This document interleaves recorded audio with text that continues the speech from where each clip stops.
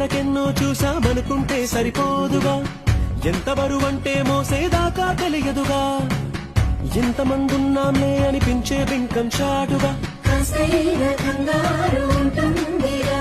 నీకైతే సహజం తీయని బరువై సరసించే విడియం, పనులెన్నో పెట్టి మాటలలో వచ్చింది ఈ సమయం. వాళ్ళమైనా ఏం చేస్తాం, సంతోషంగా మోస్తాం, ఘన విజయం పొందాకే తీరిగ్గా కనిపిస్తాం.